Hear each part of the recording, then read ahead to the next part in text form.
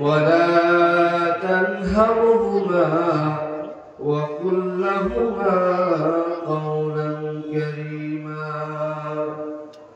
واخفض لهما جناح الذل من الرحمة وقل رب ارحمهما كما ربياني صغيرا. وعن عبد الله بن مسعود رضي الله تعالى عنه أنه قال: سألت رسول الله صلى الله عليه وسلم أي الأعمال أحب إلى الله عز وجل؟ قال: الصلاة في وقتها. قلت: ثم أي؟ قال: بر الوالدين. قلت: ثم أي؟ قال: الجهاد في سبيل الله.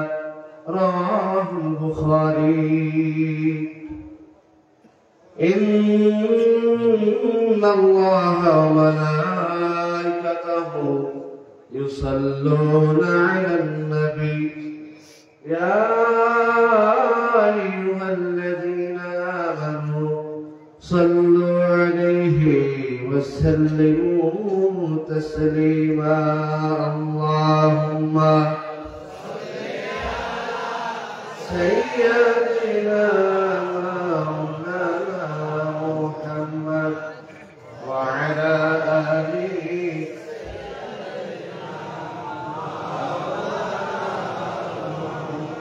ফেরেশতারা ডেকে বলে, আজকে মোদের খুশির দিন, ধরার বুকে তশরীফ আনলেন রাহমাতুল লিল আলামিন। আল্লাহুম্মা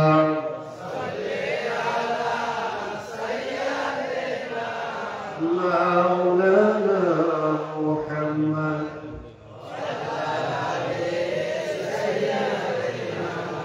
مولانا محمد رحمة للعالمين نبيجي رحمة خزينة زرقادومير سواليجي يثرب وينو مدينة. اللهم صل على سيدنا وعلى آله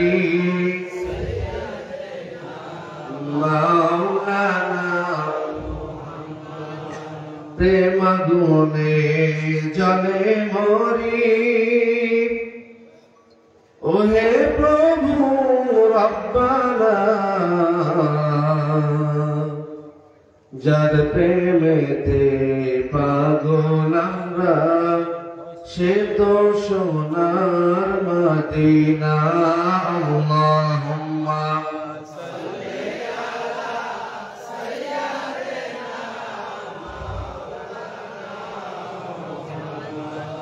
وعلى آله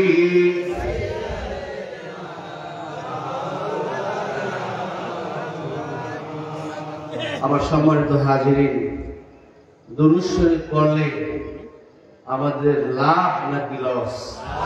আর একটু জোরে বলি, লাভ নাকি লস? প্যারা হাজিরিন, আলোচনার প্রারম্ভে রাসূল আরবি বিশ্ব নবীজি আমার সরকারে দো আলম সাইয়্যিদুল কাওনাইন ওয়াস সাকালাইন নবিয়ুনা হাবিবুনা কুদওয়াতুনা উসওয়াতুনা মুহাম্মদ মুস্তাফা আহমদ মুজতবা রাসূল আরবি সাল্লাল্লাহু আলাইহি ওয়াসাল্লামের উপরে দুরূদ শরীফ পড়লে পরে কি লাভ হবে, কি ফজিলত রয়েছে, কি মাহাত্ম্য রয়েছে, তাৎপর্য আছে, এই বিষয়ে আমরা সংক্ষেপে আলোচনা করব। আল্লাহর হাবিব সাল্লাল্লাহু আলাইহি ওয়াসাল্লামের একটা হাদিস রাসূল বলছেন মান সাল্লা আলাইয়া ওয়াহিদাতান, আমার কোটি কোটি উম্মতের মধ্যে থেকে যখন কোন উম্মত আমি রাসূলের উপরে একবার দরুদ শরীফ পড়বে সাল্লাল্লাহু আলাইহি আশরা সালাওয়াত, ওই উম্মতের উপরে আল্লাহ রাব্বুল আলামিন সাথে সাথে 10টা রহমত নাযিল করে দেয়। শুধু কি তাই, ওয়াহুত্তাত আনহু আশরু খাতিয়াত, ওই উম্মতের আমলনামা থেকে 10টি বদ আমল, 10টি গুনাহ একবার দরুদ শরীফের উসিলায় আল্লাহ রাব্বুল আলামিন মিটিয়ে দেয়। আমার হাবিব প্রিয় রাসূল সাল্লাল্লাহু আলাইহি ওয়াসাল্লাম হাদিসের শেষ অংশে গিয়ে বলছেন ওয়া রুফিআত লাহু আশরু দারাজাত, আমার উপরে একবার দরুদ শরীফ পড়ার কারণে তাকে আমি আল্লাহর কাছে 10টা মর্যাদা বৃদ্ধি করে দেই। এজন্য হাজির, দরুদ শরীফ পড়লে শয়তান বেজার হয়, দরুদ শরীফ শুনলে শয়তান বেজার হয়, দরুদ শরীফ পড়লে মুমিন খুশি হয়। বলেন আলহামদুলিল্লাহ। হাজির, রাসূলুল্লাহ সাল্লাল্লাহু আলাইহি ওয়াসাল্লাম ইরশাদ করেছেন আল বখীলু মান যুকিরতু ইনদাহু ওয়া লাম ইউসাল্লি আলাইহি, আমাকে টাকা দেওয়ার দরকার নাই, আমি টাকা চাই না, আমি পয়সা চাই না, আমি তোমাদের কাছে কিছু চাই না, আমি রাসূলের নাম যখন তোমাদের সম্মুখে উচ্চারিত হবে তখন যে ব্যক্তি আমি রাসূলের উপরে দরুদ পড়বে না, তামাম পৃথিবীর ভিতরে সবচেয়ে কৃপণ আর হতভাগা ওই লোকটা। বলেন নাউজুবিল্লাহ। যার কাছে আমি রাসূলের কথা উল্লেখ করা হলো, এই জন্য ফুকাহায়ে কেরাম লেখেন একটা মজলিসে যখন রাসূল সাল্লাল্লাহু আলাইহি ওয়াসাল্লামের নাম প্রথম উচ্চারণ করা হবে তখন ওই প্রথমবার শুনে একবার সাল্লাল্লাহু আলাইহি ওয়াসাল্লাম বা যে কোনো দুরূদ শরীফ পড়া ওয়াজিব। বলেন সুবহানাল্লাহ। না পড়লে গুনাহগার হবে। এজন্য হাজিরিন, রাসূলুল্লাহ সাল্লাল্লাহু আলাইহি ওয়াসাল্লামের উপরে দরুদ পড়ার বহু ফজিলত। রাসূল সাল্লাল্লাহু আলাইহি ওয়াসাল্লাম ইরশাদ করেছেন মান সাল্লা আলাইয়া ফি ইয়াউমিন আলফা মাররাতিন, যে ব্যক্তি আমার উম্মত দিনে 1000 বার আমার নবীজির উপরে দরুদ শরীফ পড়তে পারবে, ওই ব্যক্তির আমলনামায় আল্লাহ রাব্বুল আলামিন, ওই ব্যক্তির আমলনামায় আল্লাহ রাব্বুল আলামিন 100 বছরের নেক আমলের সওয়াব লিখে দিবে। শুধু কি তাই, আমার নবীজি, প্যারা নবীজি, তিনি কিন্তু জিন্দা নবী। অনেক মানুষ বলে, বদ আকীদার মানুষ, বদ লোকেরা, কিছু সংগঠন আর কিছু অর্গানাইজেশনের লোকেরা বলে রাসূল মরে গেছেন, পচে গলে গেছেন। বলেন নাউজুবিল্লাহ। আর একটু জোরে বলেন না নাউজুবিল্লাহ। রাসূল সাল্লাল্লাহু আলাইহি ওয়াসাল্লাম হায়াতুন নবী, মুসনাদে আহমদের ভিতরে হাদিস আসছে, রাসূল সাল্লাল্লাহু আলাইহি ওয়াসাল্লাম বলেছেন হায়াতি খায়রুল লাকুম ওয়া মামাতি খায়রুল লাকুম, আমি রাসূল 63 বছর জিন্দেগি তোমাদের ভিতরে বেঁচে আছি, এটা তোমাদের জন্য যেভাবে কল্যাণকর, আমি যদি দুনিয়া থেকে চলে যাই সেটাও তোমাদের জন্য কল্যাণকর। শুনে রাখো আমার উম্মত, যখন তুমি কোনো আমল করো, সেটা হোক নেক আমল কিংবা বদ আমল, তুরাদু আলাইহা আমালুকুম, তোমাদের ওই আমলগুলো আমি নবীজির দরবারে পেশ করা। দেখেন নবীজি কেমন নবী, হায়াতুন নবী ফামা কানা মিন হাসানিন, যদি উম্মত নেক আমল করে রাসূল খুশি হয়ে যায়। রাসূল বলেন হামিদুল্লাহ আলাইহি, আমি ওই বান্দার জন্য আল্লাহর কাছে শুকরিয়া প্রশংসা করি। কিন্তু যখন খারাপ কাজ করা হয়, আল্লাহ রাসূল বড় কষ্ট পান, তখন তিনি আল্লাহর কাছে ক্ষমা চান, আল্লাহ আমার এই গুনাহগার উম্মতকে মাফ করে দেন। বলেন সুবহানাল্লাহ। এজন্য আজও ওই রওজাতে একটা কবিতা লেখা আছে, একটা হাদিসের অংশ লেখা আছে, রাসূল বলে গিয়েছেন শাফাআতি লি আহলিল কাবাইর মিন উম্মতি। বলেন সুবহানাল্লাহ। আমি রাসূল সাল্লাল্লাহু আলাইহি ওয়াসাল্লাম যেদিন তোমরা মহা মুসিবতে পড়ে যাবে সেদিন আমি রাসূল আরবি সাল্লাল্লাহু আলাইহি ওয়াসাল্লাম তোমাদের বড় বড় কবিরা গুনাহ যারা করছে তাদেরকে আমি ভুলে যাব না, তাদেরকেও আমি শাফাআত করব। এজন্য হাজিরিন, রাসূল সাল্লাল্লাহু আলাইহি ওয়াসাল্লাম যখন হাউজে কাউসারের পাশে অপেক্ষা করবেন উম্মতের জন্য, একদল মানুষ আসবে হাউজে কাউসারের সুধা পান করবার জন্য, রাসূল সাল্লাল্লাহু আলাইহি ওয়াসাল্লাম প্রস্তুত হবেন, কিন্তু আল্লাহ রাব্বুল আলামিন ফেরেশতাদের মাধ্যমে তাদেরকে দূরে সরিয়ে দিবেন। রাসূল কষ্ট পেয়ে জিজ্ঞেস করবেন, ইয়া রাব্বাল আলামিন, তারা তো আমার উম্মত, তাদেরকে কেন বাধা দেওয়া হচ্ছে? তখন আল্লাহ রাব্বুল আলামিন বলবেন, আয় রাসূল, আপনি জানেন না মা আহদাসাত বা'দাকা, আপনি রাসূল দুনিয়া থেকে চলে আসার পরে তারা কি নতুন নতুন বেদাত আবিষ্কার করেছে, বেদাতি কাজ করেছে, আপনি জানেন না। এই জন্য তারা আজকে হাউজে কাউসারের অমীয় সুধা পান করতে পারবে না। নাউজুবিল্লাহ। আল্লাহ রাব্বুল আলামিন ঘোষণা দিচ্ছেন, ইন্না আ'তাইনাকাল কাউসার ফাসাল্লি লিরাব্বিকা ওয়ানহার ইন্না শানিআকা হুয়াল আবতার। এইজন্য যারা হাজির, রাসূল সাল্লাল্লাহু আলাইহি ওয়াসাল্লামের উপরে যখন কেউ দুরূদ পড়ে, শুধু ওই ব্যক্তির নামটা রাসূলের দরবারে পেশ করা হয় না, ওই ব্যক্তির পিতার নাম কি বলা হয়, ফুলান ইবনে ফুলান, অমুকের ছেলে অমুক আপনার উপরে দুরূদ পড়েছে, আমরা এখানে বসে আছি। হাদিস শরীফে আসছে, ইন্না লিল্লাহি মালাইকাতান সাইয়্যাহিনা ফিল আরদি, জমিনের ভিতরে স্পেশাল কিছু বাহিনী রয়েছে, ফেরেশতা রয়েছে, ইউবাল্লিগুনানি মিন উম্মতি আসসালাম, আমি রাসূল সাল্লাল্লাহু আলাইহি ওয়াসাল্লামের কাছে আমার উম্মতের সালাম পৌঁছে দেয়।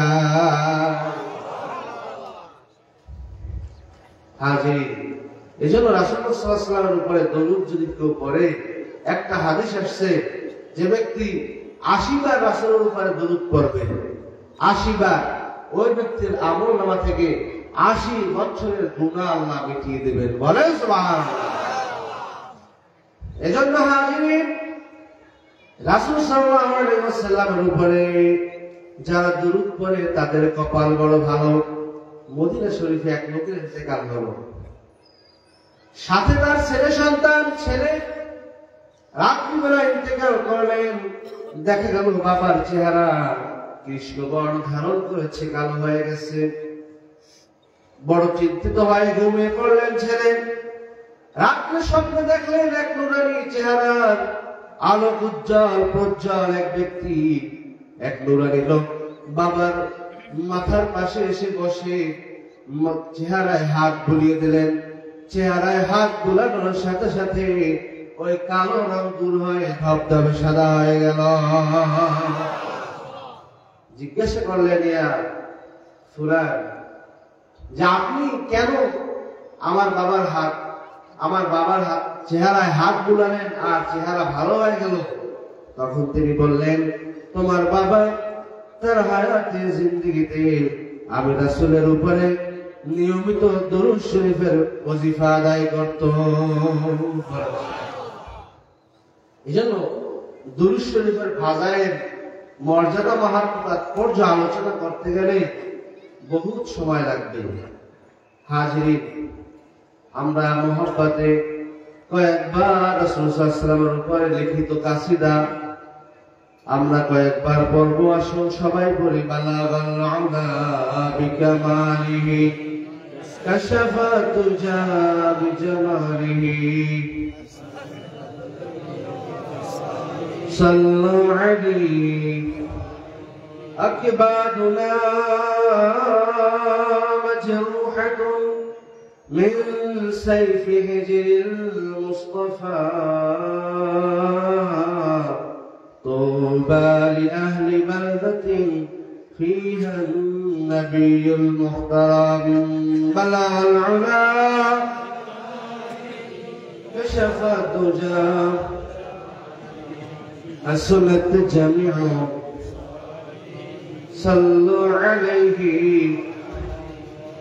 إن الديار حسبان يوما إلى أرض الحرم بلغ سلامي روضة فيها النبي المكرم بلغ العلا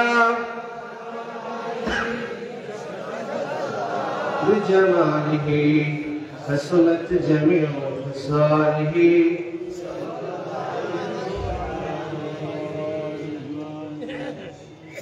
সম্মানিত হাজিরিন, শতাব্দীর ঐতিহ্যধন্য সারসিনা মাসলাকের পূর্ণ নকশ কদমে পরিচালিত ঐতিহ্যবাহী খাকবুনিয়া দরবার শরীফের এই মাহফিলে সম্মানিত সদরে আঞ্জুমান আলা হযরত পীর সাহেব হুজুর কিবলা মাদ্দাজিল্লাহুল আলী, বড় সাহেবজাদা হুজুর, ছোট সাহেবজাদা, মঞ্চে উপস্থিত, মাঠে উপস্থিত আমার প্যারে হাজিরিন, আজকে যে বিষয়টি নিয়ে আলোচনা করবো আপনারা ইতিমধ্যেই অনুভব করতে পেরেছেন। সেটি হচ্ছে মাতা পিতার প্রতি সন্তানের দায়িত্ব এবং কর্তব্য। আমাদের এই পৃথিবীতে আসার, আজকে এখানে বসতে পারার পিছনে যে নিয়ামত, যে ওসিলা, যে ওয়াসিকা, যে মাধ্যমে আমরা এখানে বসতে পেরেছি, তারা আর কেউ নয়, তারা হচ্ছে মা বাবা।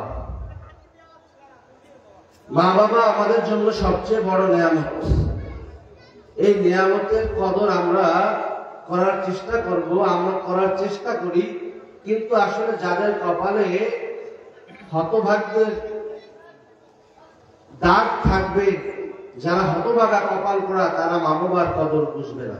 তবে বুঝবে এক সময়, সেটা হচ্ছে কদরে নিয়ামত বাদে সওয়াল। যখন নিয়ামত চলে যাবে, তখন যদি কপাল চাপড়ানো হয়, কবরে গিয়া সারাদিন পড়ে থাকে, ওই বাবা মাকে পাওয়া যাবে? এজন্য হায়াতে জিন্দেগিতে মা বাবার কদর বুঝতে হবে। রাসূল সাল্লাল্লাহু আলাইহি ওয়াসাল্লাম এর কাছে এক সাহাবী নাম আব্দুল্লাহ ইবনে মাসউদ রাদিয়াল্লাহু তাআলা আনহু এসে জিজ্ঞেস করলেন, আইয়ুল আমালি আহাব্বু ইলাল্লাহি আযজা ওয়া জাল্লা, আল্লাহর কাছে সবচেয়ে প্রিয় আমল কোনটি? রাসূল সাল্লাল্লাহু আলাইহি ওয়াসাল্লাম জবাবে বললেন, আস-সালাতু লিওয়াক্তিহা, যথাসময়ে নামাজ পড়া। এরপর বললেন, তারপরে কোনটা? রাসূল সাল্লাল্লাহু আলাইহি ওয়াসাল্লাম কিন্তু হজের কথা বলেন নাই, যাকাতের কথা বলেন নাই, রোজার কথা বলেন নাই। রাসূল বললেন, বিরুল ওয়ালিদাইন। বলেন সুবহানাল্লাহ। পিতামাতার প্রতি সদাচরণ করা দ্বিতীয় নম্বরের ভালো কাজ। তারপরে জিজ্ঞেস করলেন, সুম্মা আইয়ুন, এরপরে কোন কাজ ভালো? রাসূল জবাবে বললেন, আল জিহাদু ফি সাবিলিল্লাহ, আল্লাহর রাস্তায় জান-মাল কুরবান করা। বুখারী শরীফের 5970 নম্বর হাদিস। প্যারে হাজিরিন, এই পিতামাতার প্রতি সন্তানের বহু দায়িত্ব এবং কর্তব্য রয়েছে। আল্লাহ রাব্বুল আলামিন কালামে হাকিমের ভিতরে যেখানে তার নিজের আল্লাহর কৃতজ্ঞতা আদায় করতে বলেছেন, এটা কিতাবে পড়েছি, ওয়াইন তাউদ্দু নেমাতাল্লাহি, এটা তো আয়াত। যদি তোমরা আল্লাহর নিয়ামত গণনা করতে চাও, লা তুহসুহা, তোমরা গণনা করতে পারবে না। তারপর কিতাবরা লেখেন, মরুভূমি, বিশাল মরুভূমি, সাহারা মরুভূমি, গভীর মরুভূমিতে যাও, সেখানের বালুগুলো গণতে শুরু করো। সেই বালুগুলো যদি গণতে তুমি পারো, তাহলে বোঝা যাবে তুমি আল্লাহর নিয়ামতগুলো গুনতে পারবে। বলেন সুবহানাল্লাহ। সেই অসংখ্য অগণিত বালুর কণা যেভাবে গুণে শেষ করা যাবে না, আল্লাহ রাব্বুল আলামিনের নিয়ামতগুলো গুণে গুণে এভাবে শেষ করা যাবে না। সেই নিয়ামত এর শুকরিয়া আল্লাহ রাব্বুল আলামিন আদায় করতে বলেছেন। আল্লাহর নিয়ামতের শুকরিয়া আদায় করার পরপরই অন্য কোন মানুষের কথা আল্লাহ বলেন নাই। আল্লাহ বললেন, আমার নিয়ামতের শুকর করো, তোমার বাবা মার নিয়ামতের শুকর করো। বলেন সুবহানাল্লাহ। আনিশকুরলি ওয়ালি ওয়ালিদাইকা, আমি আল্লাহর শুকর করো, এরপরে তোমার পিতামাতার শুকরিয়া করো। হাজিরিন, এজন্য পিতামাতা বড় আমাদের জন্য সম্পদ। আল্লাহ রাব্বুল আলামিন বলেছেন রব্বুকা আল্লা তা'বুদু ইল্লা ইয়্যাহু ওয়া বিল ওয়ালিদাইনি ইহসানা। আল্লাহ নির্দেশ দিচ্ছেন, আল্লাহ সিদ্ধান্ত দিচ্ছেন, তোমাদের রব সিদ্ধান্ত দিচ্ছেন আল্লাহ তা'বুদু ইল্লা ইয়্যা, ইবাদত হবে একমাত্র আল্লাহর জন্য। বলেন তো ইবাদত হবে কার জন্য? ইবাদত হবে এক আল্লাহর জন্য। এরপরে তিনি অন্য কথা বলেন নাই, সাথে সাথে যে কথাটা বললেন ওয়াবিল ওয়ালিদাইনি ইহসানা, পিতামাতার প্রতি আহসিনু বিল ওয়ালিদাইনি ইহসানা, পিতামাতার প্রতি সদাচরণ করো। এরপরে বললেন ইম্মা ইয়াবলুগান্না ইনদাকাল কিবরা আহাদুহুমা, পিতামাতা যদি বেঁচে থাকে, দুইজন কিংবা একজন যদি বার্ধক্য উপনীত হয়ে যায়, তাহলে তোমরা কি করবে? ফালা তাকুল লাহুমা উফ, তাহলে তাদের কথায় কাজে কষ্ট পেয়ে উফ শব্দটা পর্যন্ত বলবে না। বলেন সুবহানাল্লাহ। দেখেন, চিন্তা করেন, আল্লাহ নিষেধ করছে সাবধান, আমি আল্লাহর ইবাদত করো, মা বাবার সদাচরণ করো। এরপর বললাম বৃদ্ধ হলে তাদের মাথার কবজা কিন্তু একটু ঢিলা হইবে, শিশুদের মতো ব্যবহার করবে, আবদার চাওয়া বেড়ে যাবে, কিন্তু ফালা তাকুল লাহুমা উফ, তাদের আচরণে কষ্ট হয়, উফ শব্দটা বলা যাবে। ওয়ালা তানহারহুমা, এরপর রব্বুল আলামিন বলছেন, ছয়টা নির্দেশ রয়েছে আয়াতে। আল্লাহ বলছেন ওয়ালা তানহারহুমা, তোমরা পিতামাতাকে কখনো ধমক দিবে না। পিতামাতাকে ধমক দেওয়া যাবে না। এখন তো ধমক দেওয়া দূরের কথা, ভালো কথা, অনেক সন্তান আছে পিতামাতাকে গালিগালাজ করে, ঘর থেকে গলা ধাক্কা দিয়ে বের করে দেয়, কি ঠিক কিনা বলেন? এক ছেলে ঘটনা রয়েছে, তার পিতাকে ঘাড় ধাক্কা দিয়ে ঘর থেকে বের করে নিয়ে অনেক দূর পর্যন্ত রয়ে গেছে। এখন বাবা বলছে, বাবা আর সামনে যেও না, এখানে থামো। ছেলে বলছে, বাবা কেন, এখানে কেন থামতে হবে? তখন ওই বৃদ্ধ বাবা বলছেন, শোনো বাবা, আমার পিতাকেও আমি এভাবে ঘর থেকে ঘাড় ধাক্কা দিয়ে বের করে দিয়েছিলাম, আমি এই পর্যন্ত নিয়ে আসছিলাম, আর যদি বেশি দূরে নিয়ে যাও তোমার ছেলেও কিন্তু তোমাকে অত দূর নিয়ে যাবে। এজন্য খুব সাবধান থাকতে হবে। পিতামাতার সাথে খারাপ আচরণ করলে ওই শাস্তি আল্লাহ পরকালে দেন না, ইউআজ্জিলুল্লাহু আযাবাহু, আল্লাহ ওই শাস্তি দুনিয়ায় দিয়ে দেন। বলেন নাউজুবিল্লাহ। এইজন্য বড় সাবধান থাকতে হবে পিতামাতার ক্ষেত্রে ব্যবহার, পিতামাতার সাথে ব্যবহারের ক্ষেত্রে। হাজিরিন, এক সাহাবী এসে জিজ্ঞেস করলেন, ইয়া রাসূলুল্লাহ, মান আহাক্কু বিহুসনি সাহাবাতি, আমি স্বামী, আমার অধিক ভালো ব্যবহার পাওয়ার অধিকার কে রাখে? আমার স্ত্রী নাকি আমার পিতা নাকি আমার মাতা? রাসূল বললেন উম্মুকা, তোমার মা। আবার জিজ্ঞেস করলেন সুম্মা মান, তারপরে কে? রাসূল আবার বললেন উম্মুকা, তোমার মা। এরপরে আবার জিজ্ঞেস করলেন সুম্মা মান, এরপরে কে? রাসূল সাল্লাল্লাহু আলাইহি ওয়াসাল্লাম আবার বললেন উম্মুকা, তোমার মা। পরপর তিনবার বললেন তোমার মা। এরপরে বললেন সুম্মা মান, ক্বালা আবুকা, এরপরে তোমার পিতা। তিনবার বললেন মা মা মা এবং বাবা। যেমন হাজির, আল্লাহ রাব্বুল আলামিন মায়ের মর্যাদা বেশি দিয়েছেন, কারণ মা অনেক কষ্টে সন্তানকে পেটে ধারণ করেন, এরপরে লালন পালন করেন, এমনকি বড় হলে অসুখ বিসুখ হলে পেরেশান হন যিনি, তিনি হলেন মা। আমরা দেখেন একটা আবদার চাইতে হলে বাবার কাছে সাহস করে বলতে পারি না, কারণ বাবা কর্মব্যস্ততার ভিতরে রাত বেশি থাকে। মায়ের কাছে বলি, বড় হয়ে গেল মায়ের কাছে বলি, মায়ের মর্যাদা বেশি। আল্লাহ রাব্বুল আলামিন কালামে হাকিমের ভিতরে ইরশাদ করে দিচ্ছেন, ওয়াসাইনাল ইনসানা বিওয়ালিদাইহি ইহসানা, আমি মানুষদেরকে ওসিয়ত করছি, নির্দেশ করছি, তারা যেন পিতা মাতার সাথে সদাচরণ করে। হামালাতহু উম্মুহু ওয়াহনান আলা ওয়াহনিন ওয়া ফিসালুহু ফি আমাইনি। এই মা তাকে 9 মাস 10 মাস 10 দিন গর্ভে ধারণ করেছে। এরপরে 2 বছর 2.5 বছর দুধ পান করিয়েছে। যখন পেশাব পায়খানা করেছে পেরেশান হয় মা, কান্না করছে পেরেশান হয় মা, অসুস্থ পেরেশান হয় মা, ক্ষুধায় স্থির পেরেশান হয়ে যায় মা। এভাবে প্রতিটি ক্ষেত্রে মা কষ্ট পায়, অস্থির হয়ে যায়। এই মায়ের তোমরা শুকরিয়া আদায় করো। আনিস করি আমি আল্লাহর শুকর করো। এরপরে যার শুকর করবা মশকুরুলি ওয়ালিদাইকা, তোমার পিতা মাতার শুকরিয়া আদায় করো। এজন্য একদিন রাসূল সাল্লাল্লাহু আলাইহি ওয়াসাল্লাম মেম্বারে মসজিদে নববীতে প্রথম থাকে ওঠার পরে তিনি বলেন আল্লাহুম্মা আমিন। দ্বিতীয় তাকে ওঠার পরে আবার বলেন আল্লাহুম্মা আমিন। তৃতীয় তাকে ওঠার পরে বললেন আল্লাহুম্মা আমিন। আর তাকাব্বাল ইয়া রাব্বাল আলামিন, আল্লাহ কবুল করুন। রাসূল নামার পরে সাহাবায়ে কেরাম জিজ্ঞেস করলেন ইয়া রাসূলুল্লাহ, আজকে এমন কাজ করলেন যে একটু পূর্বে করেন নাই। বললেন কি? আপনি আমিন আমিন বললেন 3 বার। তিনি বললেন যে ব্যক্তি রমাদান মাস পেল, জিবরাইল ইসলাম আমার কাছে এসেছে, জিবরাইল বলছেন যে রমজান মাস পেল, ফালাম ইগফার লাহু, কিন্তু তার গুনাহ মাফ হলো না, ওই ব্যক্তি ধ্বংস হোক। আমি বললাম আমিন, আল্লাহ কবুল করো। বলেন নাউজুবিল্লাহ।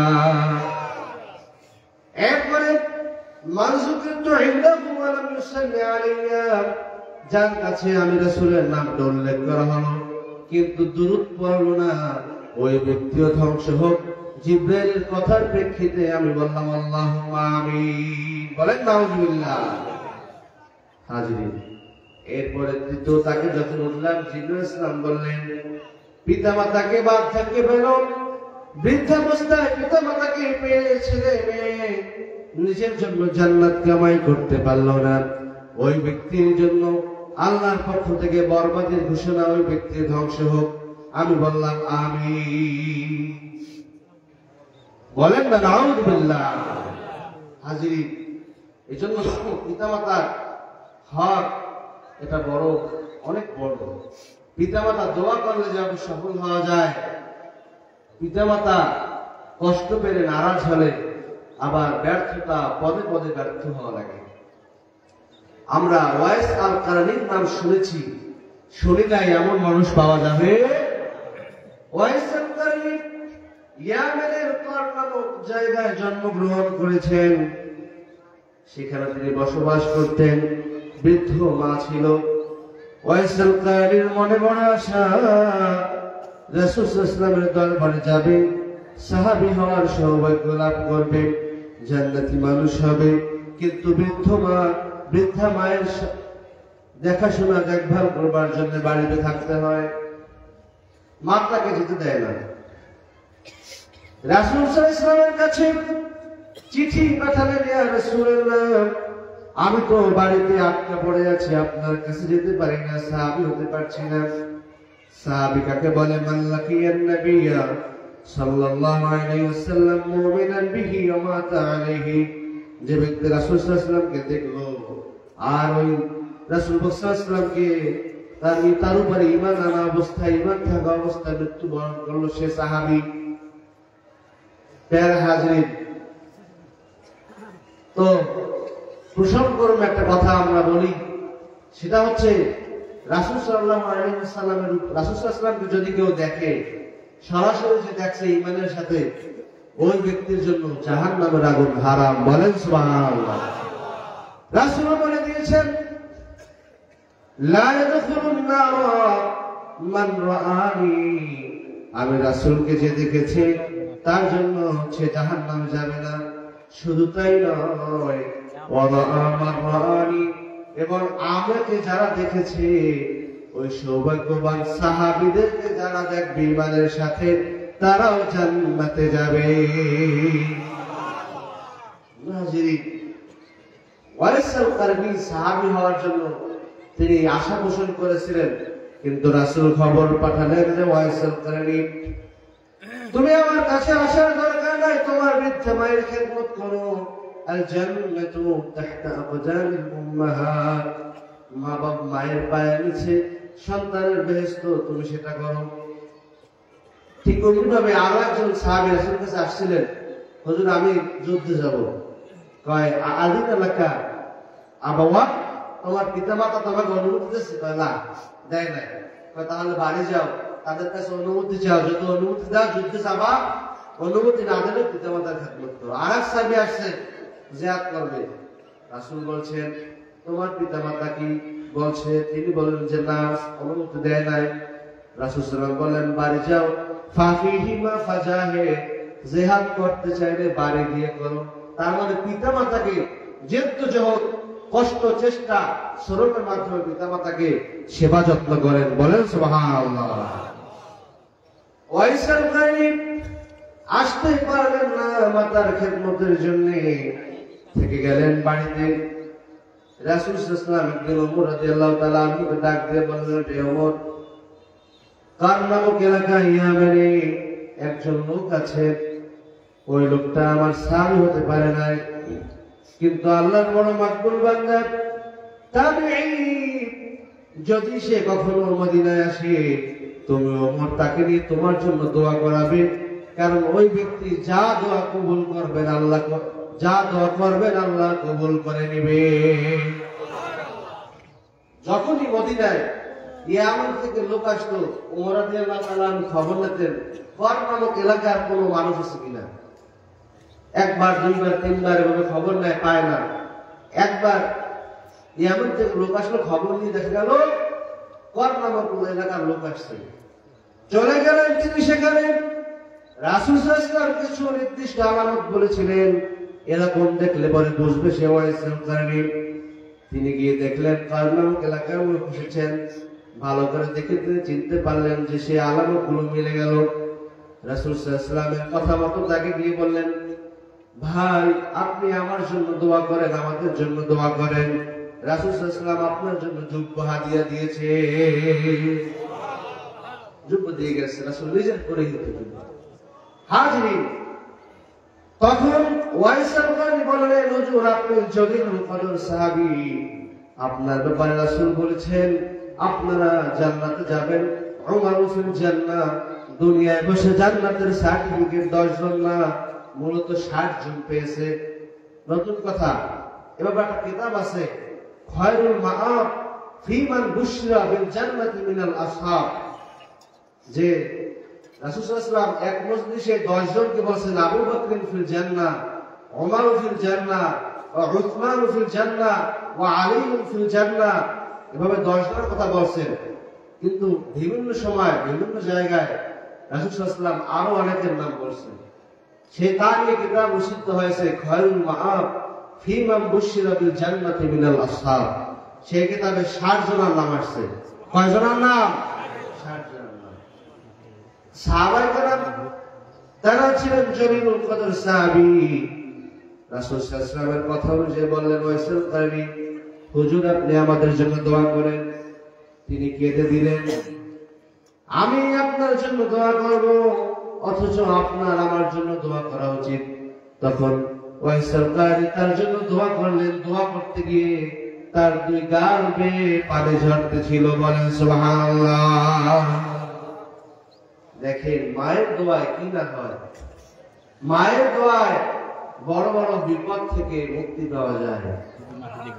শুধু তাই নয়, আসমা রাদিয়াল্লাহু তাআলা আনহা রাসূলের সাহাবিয়া, আসমা বিনতে আবু বকর রাদিয়াল্লাহু তাআলা আনহু রাসূলের কাছে আসছেন, ইয়া রাসূলুল্লাহ আমার মা মুশরিকা, আমার মা ইসলাম মানে নাই, আমার কাছে আসে, আমি কি দেখভাল করব, আমি কি তাকে আপ্যায়ন করব?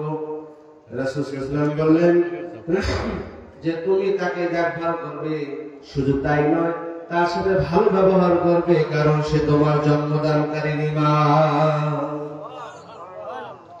কাফির হোক, মুশরিক হোক, ইহুদ হোক, নাসারা হোক, পিতা মাতার সাথে ভালো ব্যবহার করতে হবে পার্থিব জীবনে। আল্লাহ রাব্বুল আলামিন বলেছেন, সাহিবহুমা في الدنيا معروفا পিতামাতার সাথে সৎভাবে জীবন যাপন করবে।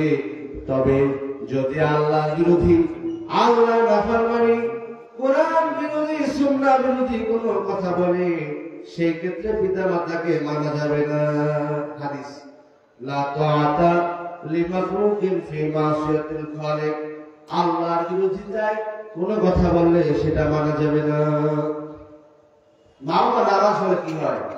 মা বাবা যদি সন্তানের প্রতি নারাজ হয়, তাহলে সেই সন্তানের কপাল পুড়ে যায়, তার কষ্ট ভোগ করতে হয়। হাদিস শরীফে লম্বা একটা হাদিস আসছে, জুরাইজ নামে এক আবেদ আল্লাহওয়ালা ব্যক্তি ছিল। তিনি অনেক বেশি ইবাদত করতেন, তার আলাদা কামরা কোঠা ছিল, সেখানে ইবাদত করতেন, নীরব জায়গায় গিয়ে ইবাদত করতেন। একদিন বৃদ্ধা মা তার দ্বার প্রান্তে এসে বললেন, ইয়া জুরাইজ, হে জুরাইজ, ডাক দিলেন। তখন তিনি নামাজের ভিতরে জুরাইজ মনে মনে বললেন, উম্মুকা ও সালাতি, একদিকে আমার মা আর একদিকে আমার নামাজ, কোন দিকে যাব? তিনি মনে মনে বললেন, নামাজটাই পড়ি। নামাজে লেগে গেলেন, এদিকে মা আবার ডাক দিলেন, ইয়া জুরাইজ, বাবা জুরাইজ। আবার তিনি বললেন, সালাতি ও উম্মি, আমার মা একদিকে, আমার সালাত একদিকে, কোন দিকে যাব? আবার নামাজে নিবিষ্ট হলেন, মনোনিবেশ করলেন। আবার ডাক আসলো, হে জুরাইজ, হে জুরাইজ। তখন তিনি আবার নামাজের ভিতরে নিবিষ্ট হলেন। তখন মা কষ্ট পেলেন, একটা অল্প একটা ছোট একটা বদয়া করলেন, এই জুরাইজ যেন ততক্ষণ মৃত্যুবরণ না করে যতক্ষণ জুরাইজ কোন পতিতার চেহারা না দেখে। বলেন নাউজুবিল্লাহ। পতিতার চেহারা না দেখা পর্যন্ত জুরাইজের মৃত্যু না হয়। ওই জুরাইজের কামরার পাশে নিচে একটা কামরা ছিল, ওইখানে এক রাখাল বাস করত, ওইখানে এক খারাপ মহিলা আসা যাওয়া করত। একদিন ওই মহিলা গর্ভবতী হয়ে একটা সন্তান জন্ম লাভ করলো। রাজার কাছে খবর গেল, তাকে ধরে নিয়ে যাওয়া হয়। রাজার কাছে বললেন, ওই যে সাধু প্রবর, সাধু ব্যক্তি আশ্রমে থাকে, ওই ব্যক্তি আমাকে এই সন্তান জন্ম দিয়েছে।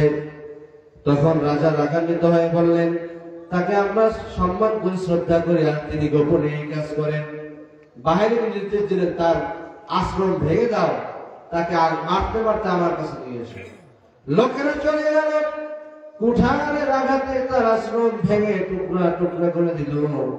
তাকে আঘাত করতে করতে তার দুই হাত এইরকম ঘাড়ের সাথে বেঁধে রাজার দরবারে নিয়ে আসলো। রাজা জিজ্ঞেস করলেন, এই সন্তানের জন্ম থেকে তুমি? তখন বলেন, কেন, কে বলছে আমি? তখন বলছে, ওই যে মহিলা, তার আগে রাস্তা দিয়ে আসার সময় জুরাইজের দিকে কয়েকটা প্রত্যেক মহিলা এরকম সে হাসতেছিল। জুরাইজ আর কিছু বললেন না, তিনি রাজার দরবারে গেলেন। তখন যখন বললেন যে আপনার সন্তান, তখন তিনি ওই সন্তান তখনও নাবালক সন্তান, কথা বলতে পারে না, নবজাতক। জুরাইজকে আল্লাহ রক্ষা করবার জন্য ওই বালকের জবান খুলে দিলেন। জিজ্ঞেস করেন, তোমার পিতাকে, তোমার জন্মদানকারীকে? তখন ওই সন্তানটা মুখ খুলে বলল, আমার জন্মদানকারী ওই রাখাল। বলেন সুবহানাল্লাহ। তখন ওই রাজা তিনি অনুতপ্ত হলেন, অনুশোচিত হলেন, বললেন, আপনার আশ্রম আমরা স্বর্ণ দিয়ে আমরা গড়ে দেব, তিনি বললেন না। বললেন, রূপা দিয়ে বানিয়ে দেব, তিনি বললেন না। আমাকে যেভাবে ছিল সেভাবে বানিয়ে দিলেই হবে। এরপরে তিনি বললেন, আমি আসার সময় কয়েকজন পতিতা আমার দিকে চেয়ে হেসেছিল, এর কারণ কি জানেন? আমার মা আমাকে ডেকেছিল, মার ডাকে সাড়া দেই নাই, মা বদয়া করেছিলেন, পতিতাদের দেখা না হলে তোমার মৃত্যু হবে না। আল্লাহ আমাকে সেই কারণে ওই পতিতাদের মুখ দেখাইছেন। বলেন সুবহানাল্লাহ। এজন্য হাজির, পিতামাতার প্রতি আমাদের অনেক দায়িত্ব কর্তব্য রয়েছে। আমরা পিতামাতাকে আমরা স্নেহ করব, ভালোবাসবো, সম্মান করব, শ্রদ্ধা করব। যে আয়াতটা তেলাওয়াত করছিলাম ওই আয়াতে আল্লাহ রাব্বুল আলামিন বলছেন ওয়াখফির লাহুমা জানাহাদ দুল্লি মিনার রাহমা, তোমার পিতামাতার জন্য তোমার রহমতের দয়ার হাত দুটো প্রসারিত করে দাও। যখন তাদের অসুখে বিসুখে অর্থের প্রয়োজন হবে অর্থ দিবে, সাহায্যের প্রয়োজন হবে সাহায্য করবে, যা লাগবে তোমরা দিবে।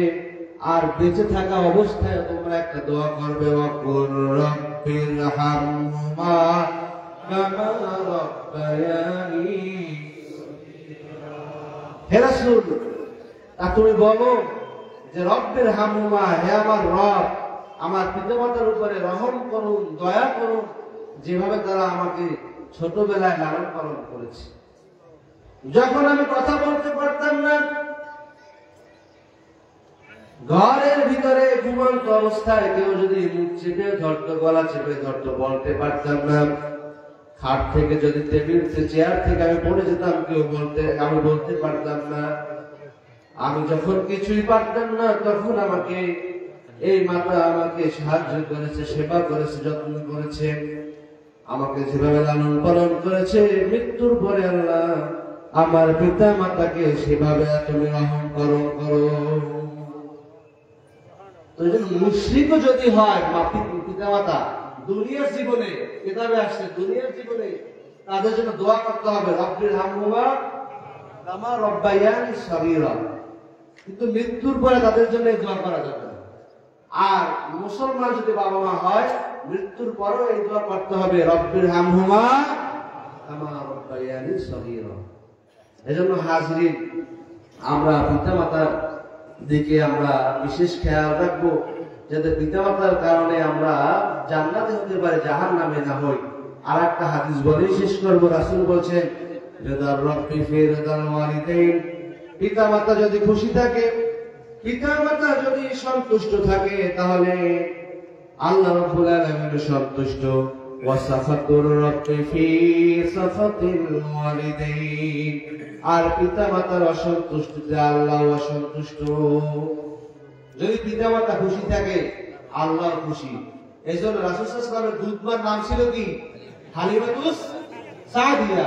তিনি যখন আসতেন, রাসূল সাল্লাল্লাহু আলাইহি ওয়াসাল্লামের নিজের গায়ের চাদর উত্তরীয় খুলে বিছিয়ে দিতেন, আপনি বসেন, তার জন্য খাবার দিতেন, তাকে সম্মান করতেন, টাকা পয়সা যা প্রয়োজন দিয়ে দিতেন। এই জন্য পিতামাতার কদর আমাদের করতে হবে, সম্মান করতে হবে। পিতামাতার সম্মানের ভিতরে আমাদের কল্যাণ নিহিত। আল্লাহ রাব্বুল আলামিন আমাদের সবাইকে পিতামাতার যথাযথ কদর বুঝে তাদের খেদমত করবার তৌফিক দান করেন। সকলেই জোরে সোরে একবার বলেন আমিন। ওয়া আখির দাওয়ানা আলহামদুলিল্লাহি রাব্বিল আলামিন।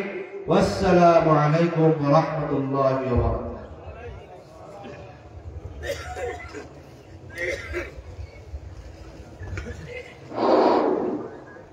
মুআজ্জাজ হাজিরিন, যে সমস্ত পীর ভাই মুহিব্বিন ময়দানে উপস্থিত আছেন,